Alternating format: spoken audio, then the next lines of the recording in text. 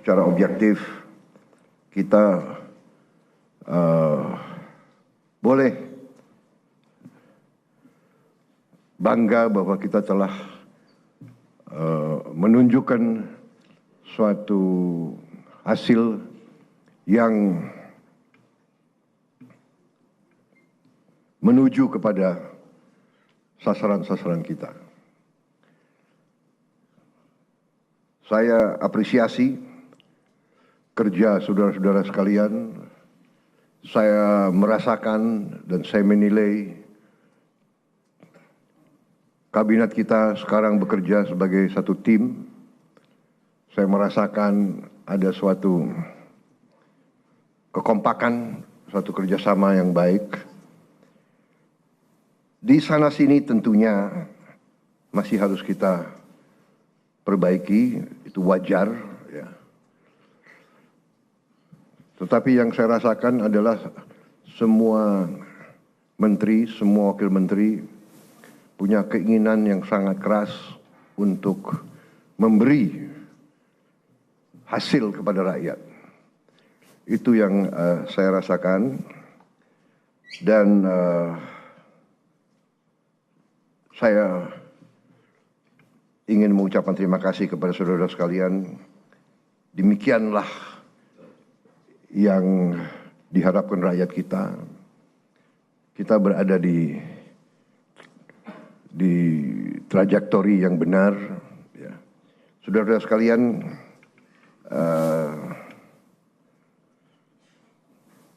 saya tadi pagi kebetulan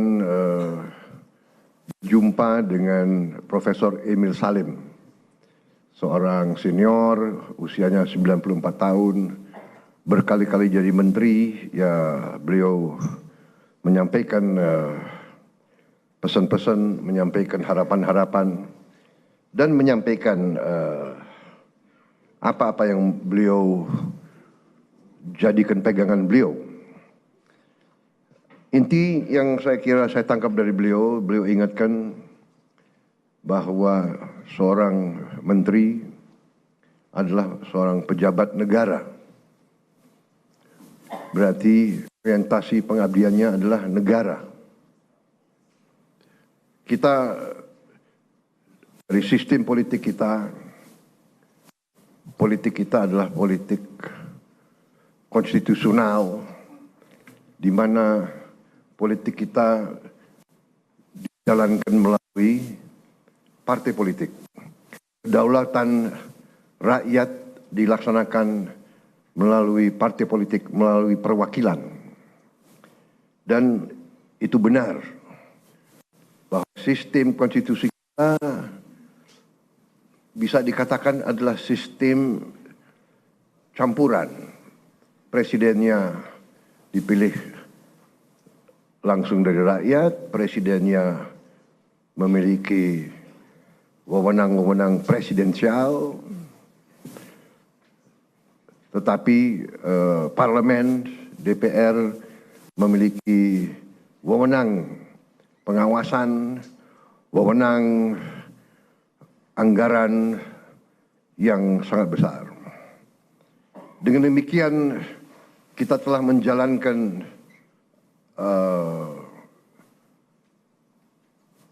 statecraft kita, bernegara kita telah jalankan dengan tahap demi tahap, tahun demi tahun, melalui pengalaman, melalui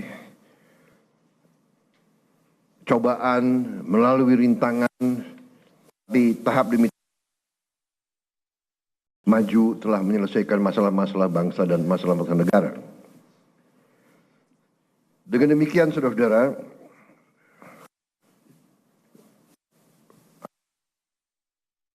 ini disampaikan sebagai harapan para senior kita. Kita diingatkan bahwa sebagai pejabat negara, orientasi kita pertama untuk negara. Kita memang ada yang berasal dari partai politik, ada yang berasal dari organisasi kemasyarakatan dan sebagainya. Ada yang berasal dari dunia akademi, dunia ilmuwan, ada yang dari NGO, dari LSM. Tapi begitu kita sudah disumpah, begitu kita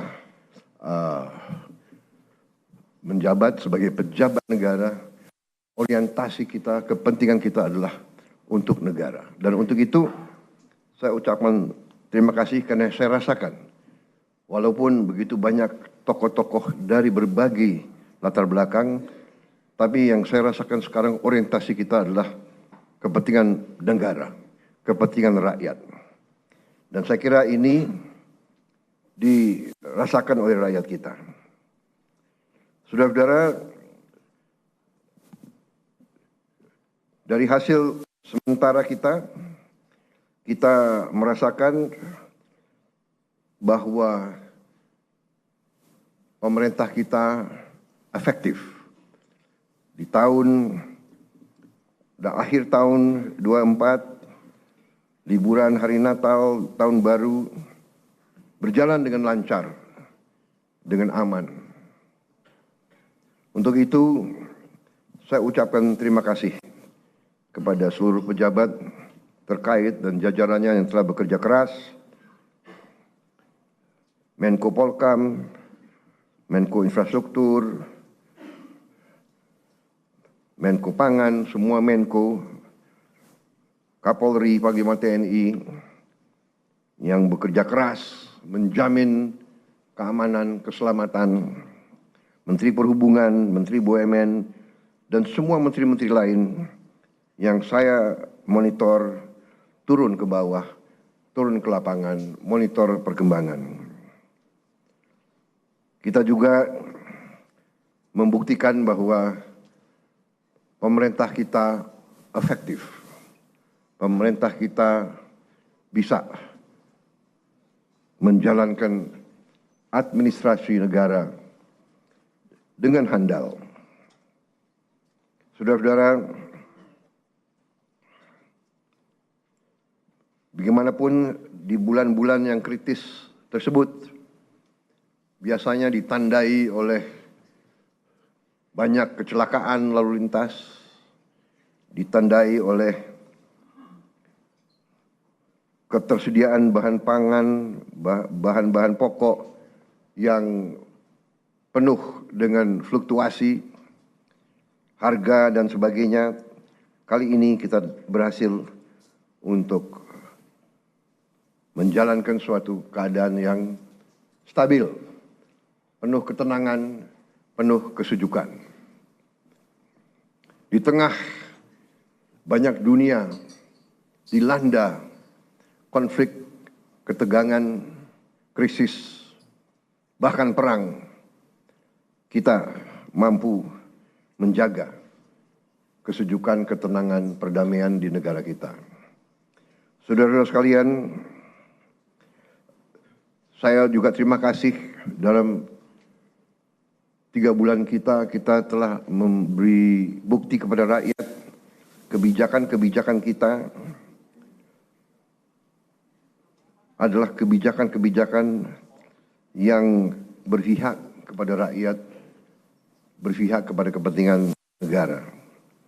Yang pertama tentunya saya menyampaikan apresiasi kepada Menteri Keuangan dengan semua timnya yang telah menyusun APBN dengan baik, dengan cermat,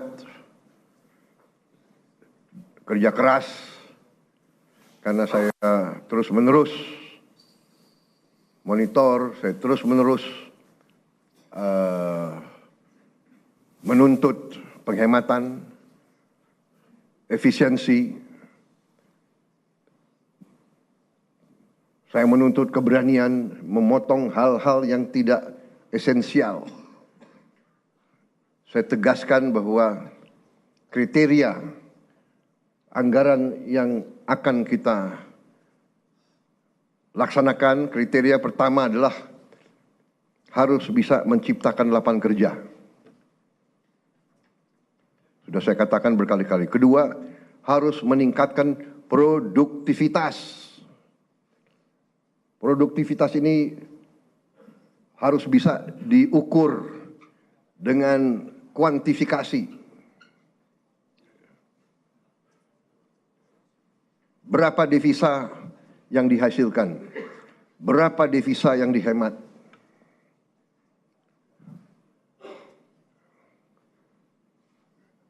Kemudian kriteria selanjutnya adalah harus mengarah kepada swasembada pangan dan swasembada energi. Kita harus mampu memberi makan kepada seluruh rakyat Indonesia. Tidak lagi import, dan saya terima kasih kepada jajaran menteri-menteri yang telah melaporkan kepada saya tahun 2025 lagi, tahun 2025 ini kita tidak akan import beras lagi, tidak akan import jagung lagi, tidak akan import garam lagi.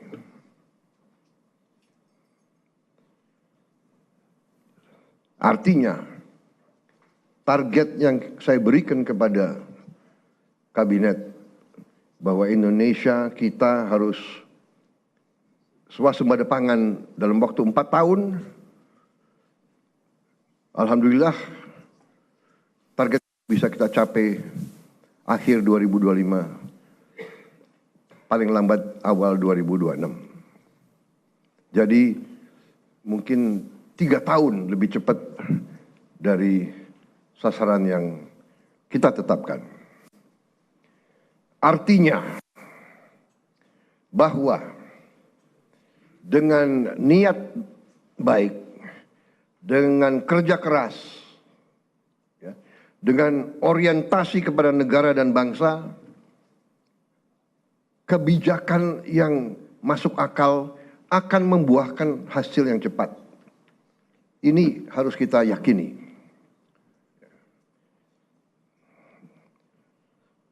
Kemudian kriteria selanjutnya adalah harus bisa memberi terobosan teknologi.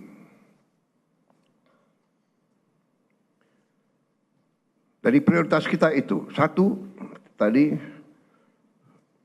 bahwa harus menciptakan lapangan kerja. Tingkatkan produktivitas, swasembada pangan, swasembada energi.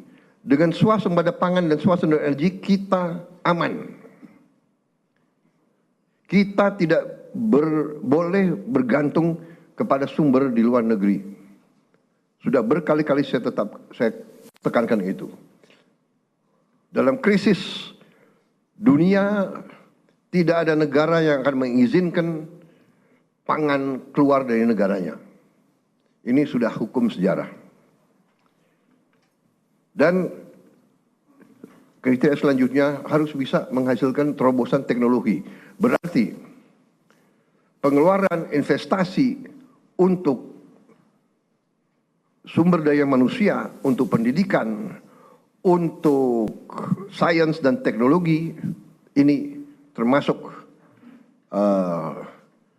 sesuatu yang vital dan sesuatu yang harus kita jalankan. Jadi saudara-saudara,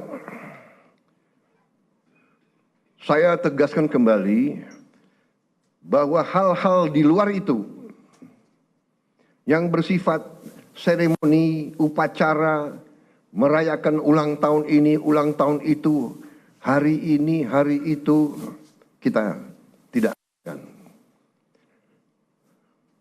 Perayaan sejarah, perayaan ulang tahun laksanakan secara sederhana di kantor, di ruangan. Kalau perlu yang hadir hanya 15 orang, sisanya divikonkan.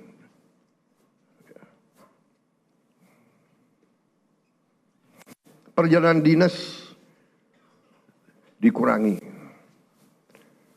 potong setengah. Dengan setengah kita bisa menghemat 20 triliun lebih. Kalau kita hitung 20 triliun, berapa puluh ribu sekolah, gedung sekolah bisa kita perbaiki.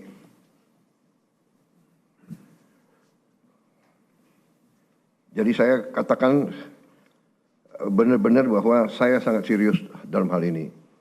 Saya minta loyalitas semua menteri, semua kepala badan untuk patuh dalam hal ini. Ya. Dan saya terima kasih kepada tim keuangan yang telah menjalankan penyisiran, kajian terhadap anggaran sampai serinci-rincinya. Kalau tidak salah, mungkin sampai satuan ke-9 kalau tidak salah. Mungkin pertama kali dalam sejarah, ya, Presiden Republik Indonesia mengecek sampai satuan ke-9. Jadi saudara-saudara pun mungkin tidak tahu anggaran-anggaran tersebut, ya. Karena kita sudah lama jadi orang Indonesia. Tapi ini saya kira sesuatu yang membanggakan. Dengan demikian kita bisa bekerja dengan sangat cepat. Saudara-saudara,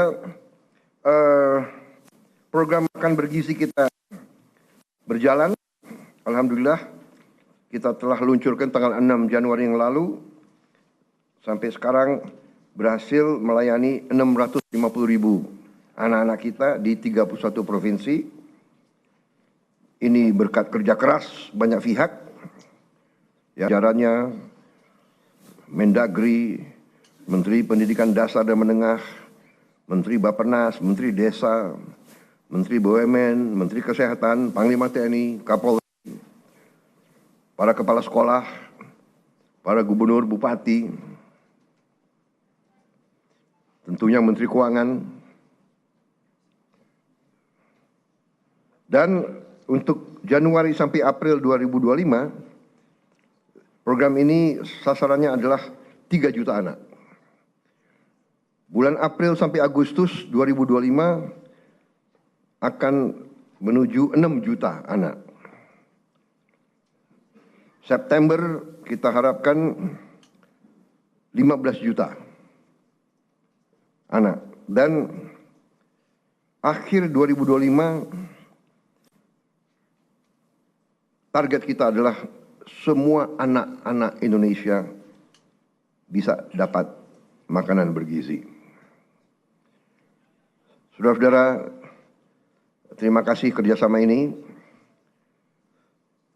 Seluruh kementerian lembaga ikut mengamankan dan menyukseskan program ini. Kita akan bersinergi dengan pemerintah daerah, gubernur, bupati, wali kota, dan seluruh perangkat daerah. Saudara-saudara, ini adalah masalah strategis. Kita memperkuat masa depan Indonesia. Anak-anak Indonesia harus kuat, harus cerdas, harus semangat, harus sekolah dengan baik. Saya percaya dalam waktu yang tidak lama kita akan melihat peningkatan hasil kemampuan akademis anak-anak kita. Saya juga bertekad untuk melakukan langkah-langkah intervensi kepada semua sekolah di Indonesia. Sekolah dasar, sekolah menengah, SMP, SMA, semua sekolah yang dibina oleh pesantren dengan teknologi. Kita akan masuk semua sekolah dengan teknologi. Kita ingin mempercepat penyampaian pelajaran untuk semua sekolah kita. Saudara-saudara, saya juga berterima kasih kepada Menko Perekonomian dan tim ekonomi yang telah menggagas menyusun konsep-konsep yang diwujudkan dalam produk-produk, dalam kebijakan-kebijakan yang pro rakyat, penghapusan hutang kepada petani dan nelayan yang mengalami kesulitan membayar sekian belas tahun, kemudian juga berbagai bantuan langsung, berbagai bantuan mengurangi kewajiban-kewajiban terutama rakyat yang di golongan yang paling bawah dan paling lemah. Saya kira nanti mungkin Menko Perekonomian dengan Menteri Keuangan bisa juga jelaskan ke masyarakat berapa kebijakan-kebijakan yang telah kita lakukan. Kita juga dalam waktu dekat kita juga akan mewajibkan semua perusahaan yang menerima kredit dari bank pemerintah menempatkan hasil penjualan ekspornya di bank di Indonesia. Saya kira ini hanya wajar, ini masuk akal. Mereka berusaha dengan dana yang bersumber dari rakyat Indonesia. Setelah mereka berusaha dan mereka lakukan penjualan, hasil penjualannya wajar kalau ditaruh di bank di Indonesia. Ini saya kira segera akan keluar dan akan berlaku kurang lebih 1 bulan yang akan datang. Ya. Jadi ini adalah sesuatu yang logis, yang masuk akal. Kemudian saya juga sudah memberi putusan kepada unsur penegak hukum, Jaksa Agung, BPKP, Kapolri, dan Panglima TNI untuk menegakkan hukum dan aturan khususnya bagi perusahaan-perusahaan yang melanggar ketentuan-ketentuan pertanahan dan hutan. Ketentuan-ketentuan kita harus dipatuhi. Tidak ada yang memiliki perlakuan khusus. Bagi mereka yang sudah diberi kesempatan berkali-kali untuk menyelesaikan kewajiban-kewajibannya dan tidak melakukan, ya pemerintah akan melaksanakan kewajibannya, mencabut izin dan menguasai kembali lahan-lahan tersebut. Apalagi lahan-lahan itu adalah hutan lindung dan sebagainya. Jadi ini juga langkah yang akan kita laksanakan. Saudara-saudara sekalian, saya juga sangat berterima kasih kepada banyak jajaran. Baru hari kemarin saya mendapat kehormatan meresmikan 37 proyek strategis ketenaga listrikan nasional, mencakup 26 pembangkit listrik dengan kapasitas total 3 serta 11 jaringan transmisi dan gardu induk di 18 provinsi. Sebagian besar dari pembangkit listrik ini adalah energi bersih energi terbarukan. Saya kira kalau dicek nanti, ini mungkin peresmian terbesar dalam satu hari. Ini menunjukkan daya kemampuan kita. Ya. We can do it. Dan ini saya harus sampaikan bahwa ini hasil kerja keras pemerintah-pemerintah sebelum pemerintah kita. Jadi marilah kita selalu menghormati semua pihak, semua yang telah bekerja keras, pendahulu-pendahulu kita. Kita sampai di sini bukan seketika. Kita sampai di sini karena perjalanan jauh. Pembangunan suatu bangsa bukan pembangunan 1 tahun, 5 tahun, 10 tahun. Pembangunan suatu bangsa adalah puluhan tahun. Apa yang dirintis Bung Karno, kita nikmati sekarang. Apa yang diteruskan oleh Pak Harto, kita teruskan, kita nikmati sekarang. Demikian, presiden demi presiden, Pak Habibie, Gus Dur, Ibu Mega, Pak Jokowi, ini terus. Jadi contohnya saya baru 3 bulan menjabat, saya sudah resmikan proyek yang dilaksanakan mulai 2015, bayangkan. Jadi inilah yang saya minta menjadi alur bernegara kita. Kita ini melanjutkan suatu long march, perjalanan jauh. Estafet demi estafet kita terima. Baru nanti kita akan mencapai cita-cita kita. Saya sangat optimis bahwa kita akan sampai ke situ. Saudara-saudara, sementara itu yang saya sampaikan, teman-teman media saya kira cukup banyak bahan ya.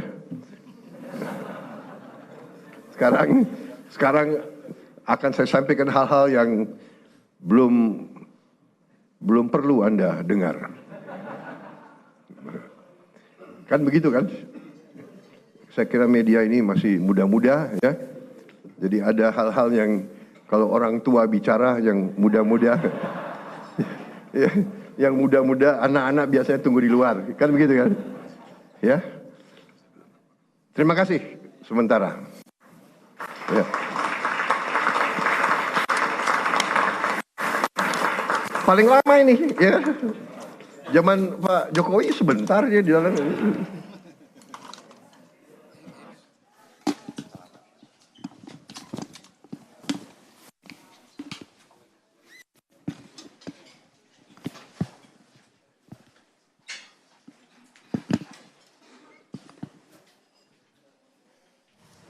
Presiden Prabowo Subianto memimpin sidang Kabinet Paripurna di Istana Kepresidenan Jakarta. Dalam sidang paripurna tadi juga disinggung soal kebijakan pemerintahan. Kemudian juga tadi Presiden Prabowo Subianto sempat mengapresiasi kepada sejumlah menterinya yang sudah bekerja dengan baik di 100 hari atau 3 bulan pertama pemerintahan Kabinet Merah Putih.